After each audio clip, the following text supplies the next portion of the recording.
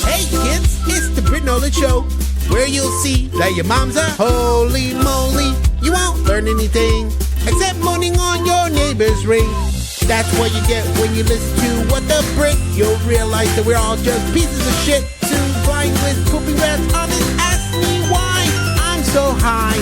Drop your pants and show off your big giant ballroom. Use it the place where we can all play together forever and ever. Here is Britt sitting on the beat. I was polite to this guy at a McDonald's soda fountain a few months ago. He asked where I was from and what I did for work, and I told him. He was pretty familiar with the city that I lived in, and asked what school I taught at. So I mentioned the name. Turns out he was familiar with some of the refs that worked at my school's football games. Cool. I didn't think much of it. I said good night, and then I went to meet my friend back at our table. And I mentioned the conversation to the friend, and she asks, is it that guy over there? He's, wearing the white shirt looking at us? I say, yeah, that was him. And then he comes over with his friend and sits at the booth next to us. And then he starts up more small chat. He's chewing on his fries, his mouth's open, he's got no manners. I did give him my first name, and I guess I also mentioned the school that I worked at. I didn't think that would be that harmful.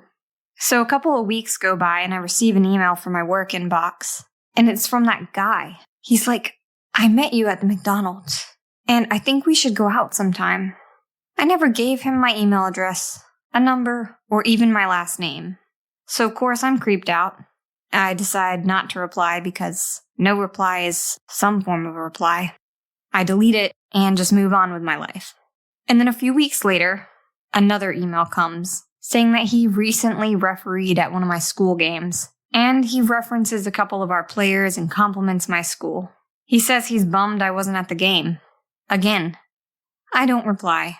I delete it, and I move on with my life. Today, I'm talking to my principal and vice principal, and the school admin comes and says, Britt, your old friend, Todd, is here to say hi to you. I'm pretty confused because who could she possibly be talking about? I don't know any Todd. And then the admin says his last name, Burgess, and those emails flash through my mind. That was the guy. Creepy. I explained to the admin who he is, and that he is not an old friend, and we decide to tell him that I'm not available. He's already asked what time I get off of work, what time I usually leave, and what door I typically exit from. He goes to his car, and he waits for me to leave work. So my principal goes outside, and it appears that he decides to drive away, but we see him park down the block to watch for me. We call the school's resource officer, and another coworker of mine leaving for work decides to follow him as he begins circling the school in his car, watching to see if I'm leaving from a different exit. Eventually, he pulls over, and she rolls down her window and says some choice words with him. He finally leaves. What started out as an innocent and polite conversation with a stranger at a McDonald's definitely gave me the creeps, like, when is it okay to stalk somebody? And this is not my first stalker. And I am a taken woman. If you have a good moment with someone and you think it would be cool to keep communicating, don't miss the opportunity to give your contact info right then and there. If the moment's missed, it's probably not okay to stalk them online and reach out later. This is especially true for guys that encounter women. If someone gave you contact information and they didn't respond, no response is a response. A lot of times, girls don't want to come off rude.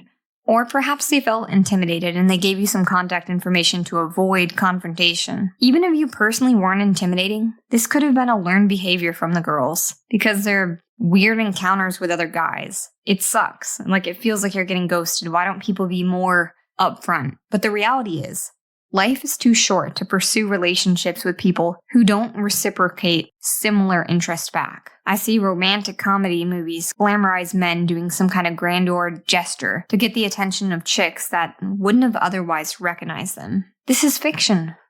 As an audience, we normally root for these said stalkers. You know what's kind of creepy is like how popular You, that Netflix show, is, and how much like people thought, oh, this guy, like you're rooting for the creepy man. But, if that really was you in real life, nobody would think that that was okay. So if you feel that something is really in the works, you gotta give your number then and leave it up to the other person to make the contact. Don't just be looking at your phone hoping that they'll reach out to you. Put the ball in your court. If they give their number back, that's great. Then you can definitely reach out. But it's pretty important to not obsess over someone that's not obsessing over you.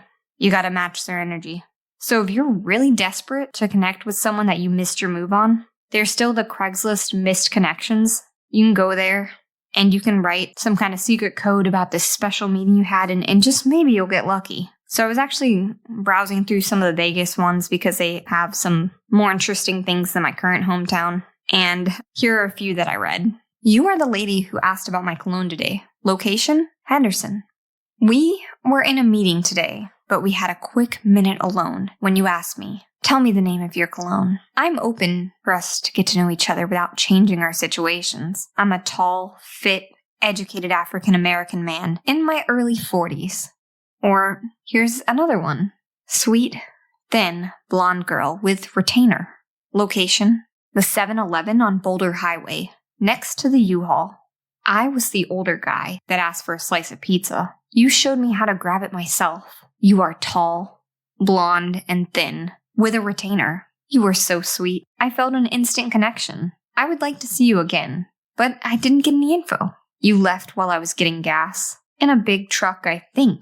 If by some twist of fate you see this, please contact me. I need something sweet and pretty in my life. Let me know if it's you. By finishing the sentence you said to me while helping me grab my slice. You said, since coronavirus, ... complete that sentence. And here's the last one. Smith on Eastern and Horizon Ridge. Location, West Horizon Ridge, near Eastern Avenue and Anthem Parkway. We kept making eyes at each other as we passed in the aisles. Then I ended up behind you in the checkout line. When you checked out, you bought a Snickers bar and handed it to me as you were leaving the store. You said, here.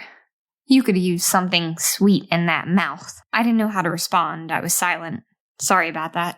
I'd love to meet and chat. Message me. Whew, that last one. That was pretty, steamy.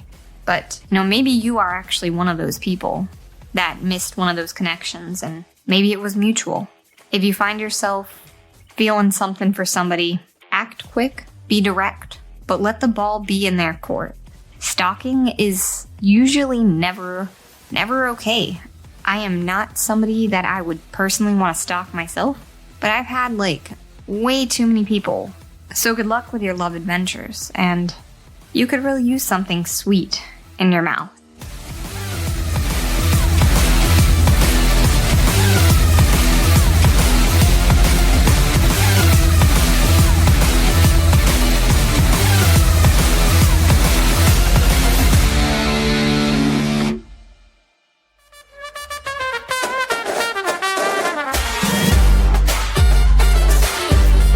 Thank you for tuning in to this episode, proudly presented by the APNM Group, a subsidiary of Algid Productions, LLC. We strive to produce content that informs, entertains, and adds value to your day. We value your input and would be delighted to hear your thoughts and comments about this episode. If you have questions, comments, or suggestions, please engage with us in the comments section or via our social media platforms. Your feedback helps us shape our content and uncover new topics that matter to our listeners. If this episode resonated with you, we kindly ask that you rate and review this show on your preferred podcast platform. Sharing this podcast with friends and family helps us reach more listeners and continue delivering content you enjoy. For more information about the podcast, the host, or our parent company, please visit the link in the episode's description. Thank you once again for your time and support. Until next time, stay tuned and stay inspired.